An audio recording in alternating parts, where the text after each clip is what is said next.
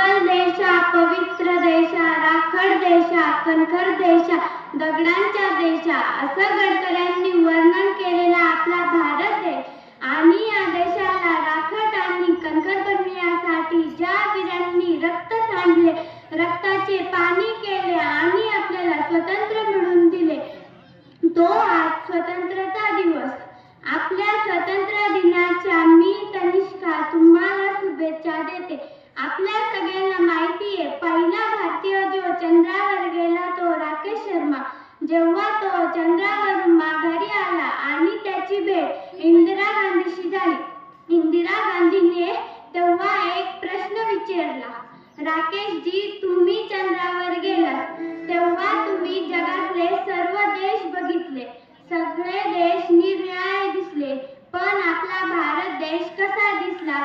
राकेश शर्मांनी एक असे उत्तर दिले, राकेश शर्मांनी एक असे उत्तर दिले, सारे जहां से अच्छा हिंदुस्तान हमारा.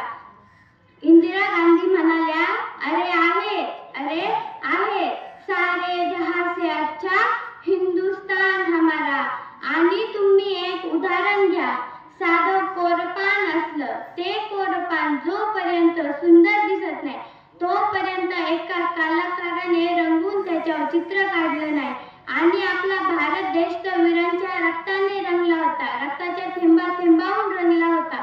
मग असणारच ना, सारे जहां से अच्छा हिंदुस्तान हमारा.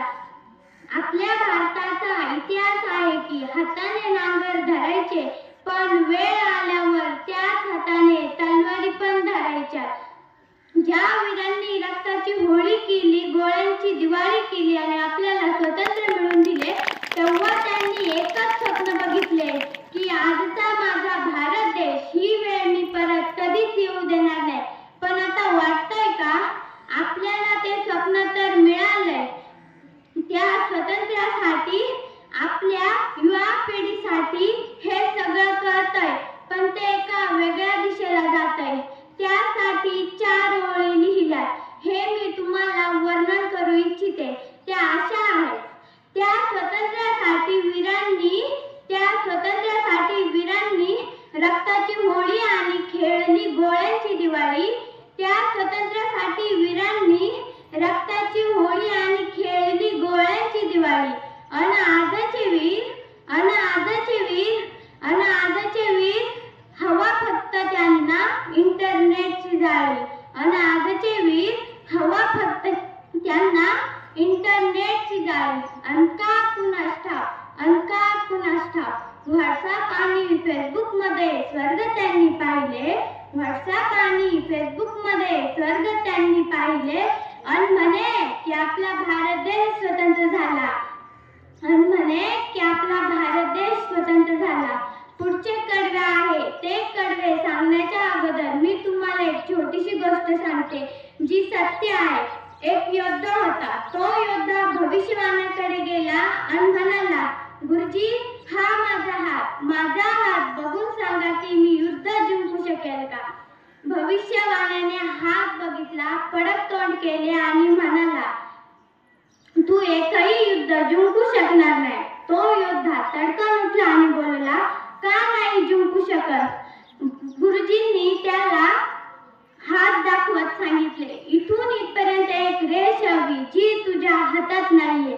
त्या क्षणी त्या योद्ध्याने खंजीर काढला आणि हातावर रेष ओढली आणि बोलला, आता तर आली ना रेष, आता तर जिंकेल ना मी युद्ध.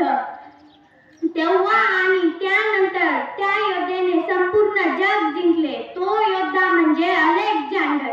मला तुम्हाला हेच सांगायचे आहे की आपण एक अशी पिढी आहोत की आपण आपल्या स्वतःचं नशीब स्वतः हाताने तयार करू शकतो. त्यासाठी एक कडवं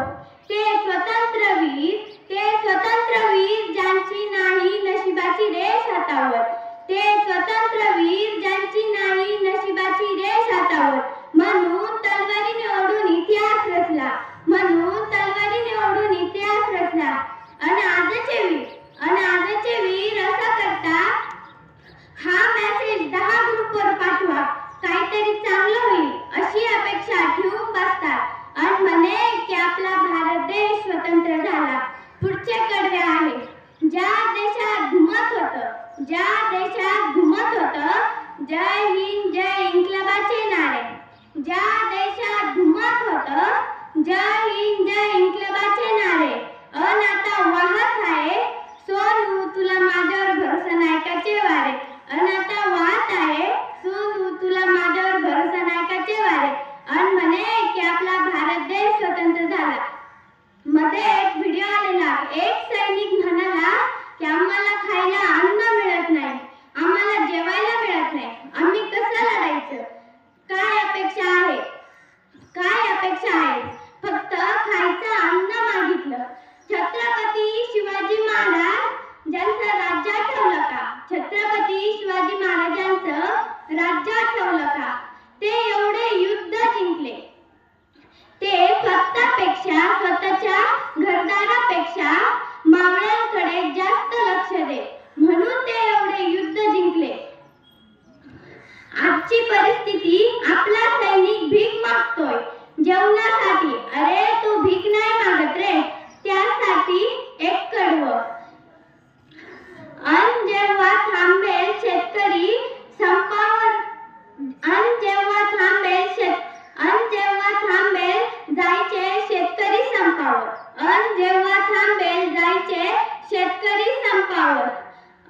थांबेल छळ जवानांच्या सीमेवर.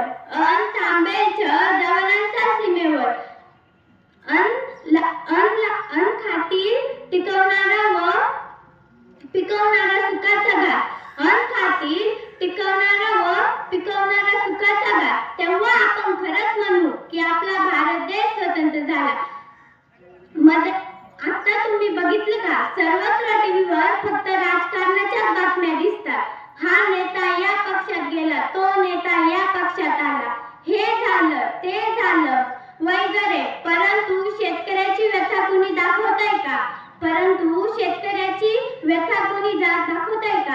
जिथं शेतकऱ्याला बळीराजा म्हटलं जातं तिथं आज शेतकऱ्याला संपावर जावं लागतंय. दुधाला शेतमालाला बाजारभाव मिळत नाही म्हणून शेतकरी लाचार आहे रे, गरीब आहे म्हणून फक्त संपावर जाऊन माघारी आला. कारण पोरं उपाशी राहू नये म्हणून. आजच्या सरकार पुढे शेतकऱ्याचे हाल मांडणारी कविता सादर करू इच्छिते. विराट 17 करडत गेला, धोनी 15 करडत गेला. विराट 17 करडत गेला, धोनी 15 करडत गेला. जगाचा पोशिंदा मात्र झाडावर लटकून मेला. भारत कृषी प्रधान आहे की क्रिकेट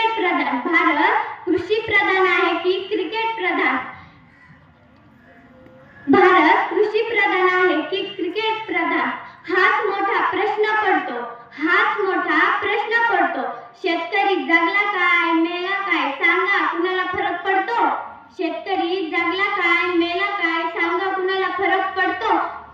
अरे एखादी मॅच तुम्ही वावरात घेऊन बघा. शेतकऱ्याची जिंदगी एक तरी दिवस जगून बघा. खेळाडूंसारखे करड नको.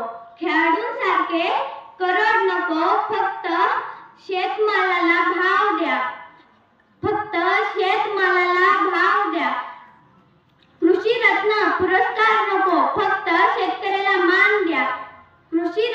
पुरस्कार नको, फक्त शेतकऱ्याला मान द्या.